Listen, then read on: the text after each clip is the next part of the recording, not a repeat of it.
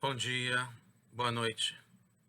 Shavuot, boa semana para todos. Shabbat Shalom, Asher Now, redenção completa e verdadeira para o mundo inteiro aqui agora já. A pergunta de semana é muito interessante.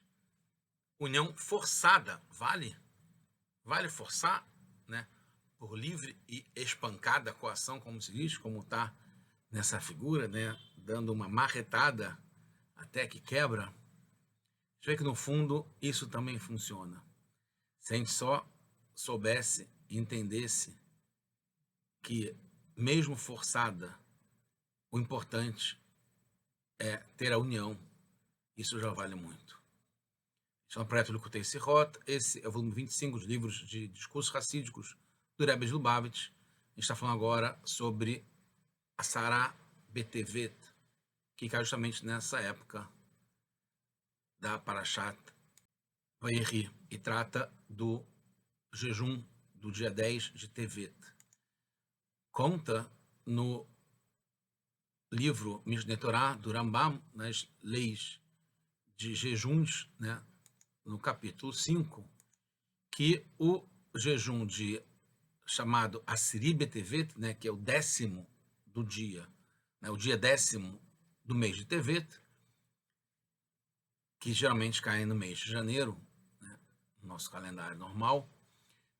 Que aconteceu nesse dia? Samar Melech Bavel, o rei da Babilônia, né, Nebuchadnezzar, está escrito logo depois, ele cercou,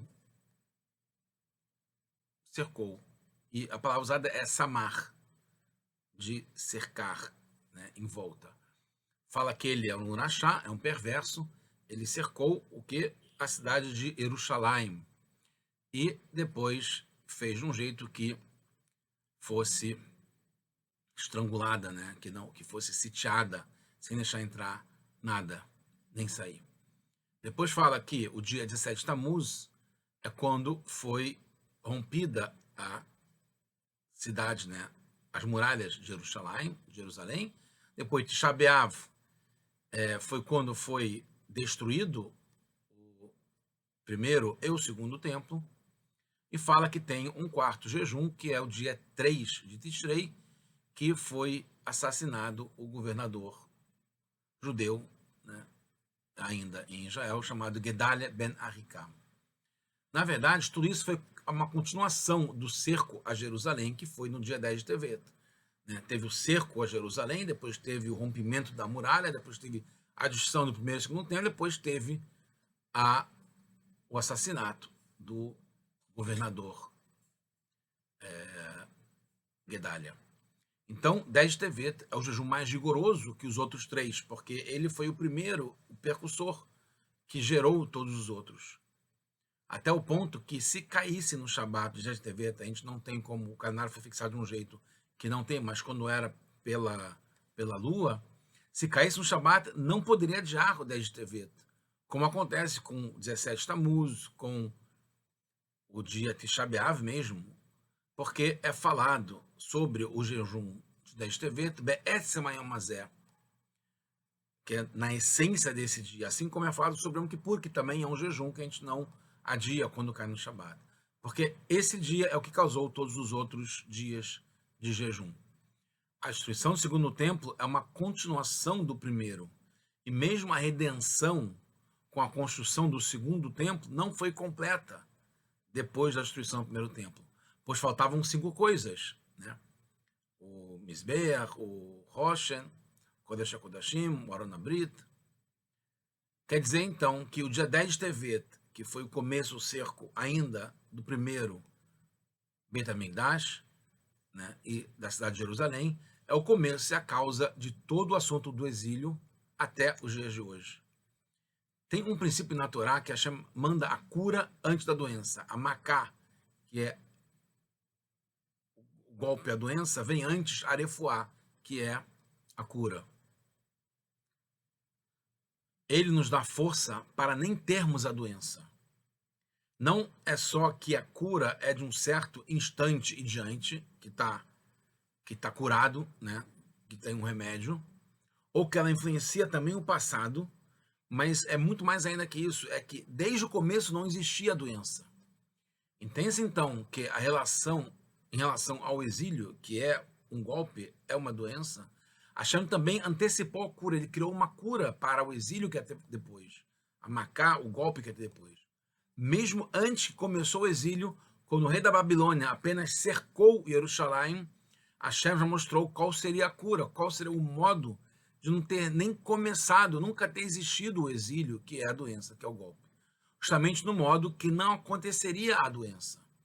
Os sábios explicam que o motivo para esse longo exílio, esse nosso último longo exílio, até o ponto que esse é tão amargo que não foi nem exposto quando é o fim dele, é o ódio gratuito.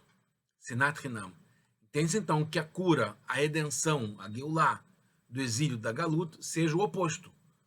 O amor gratuito, o amor ao próximo, que é a união completa do povo. Então a gente entende que essa união seja a cura para o exílio. Quase terminando, mesmo a destruição do primeiro templo, que não foi por isso, não foi por ódio gratuito, mas foi pelas 3 piores transgressões que pode ter, que é a idolatria, né, que é a Vodazará, relações proibidas, Gilurayot, e Shifrut Damim, que é assassinato. Os sábios dizem que mesmo quando fazem isso, se estão unidos, não tem a possibilidade de serem subjugados, né? Porque a união, mesmo na idolatria, faz com que o povo esteja protegido, porque a união é mais importante, mais forte, mesmo que a transgressão.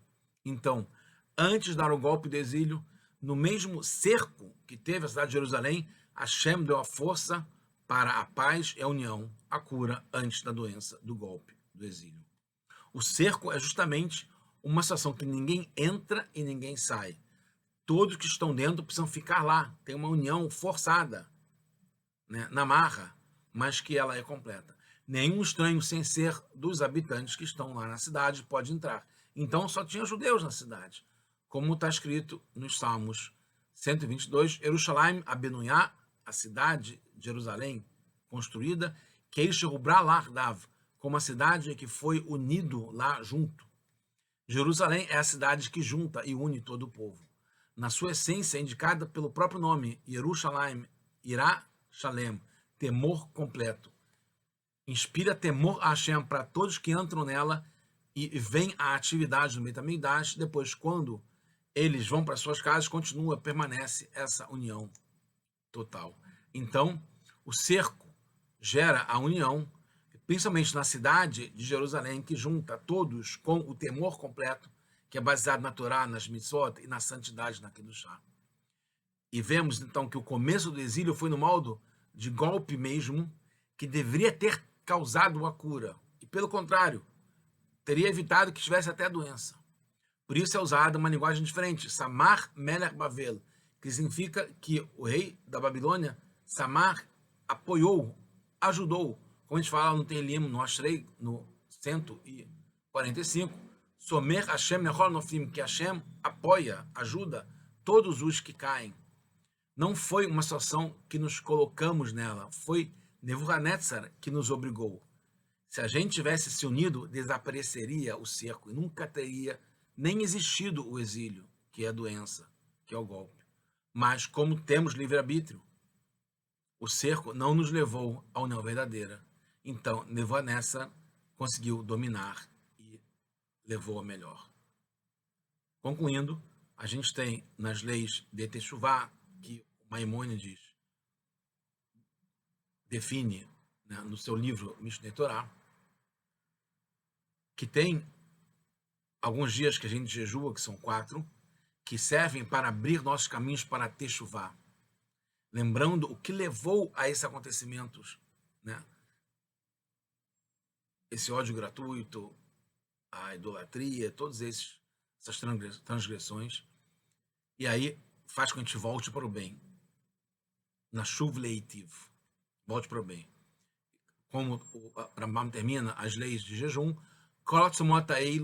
todos esses jejuns no futuro vão se anular quando chegar Mashiach, que seja agora, amém, que é. E não só isso, eles não só vão se anular, como eles vão se transformar em dias de festa, Yom Tov, e Meisasson, Besimcha, dias de alegria e júbilo, e o 10º, que é a Seri Betevet, o 10º será sagrado, como está explicado. Amém, que é a nação já agora.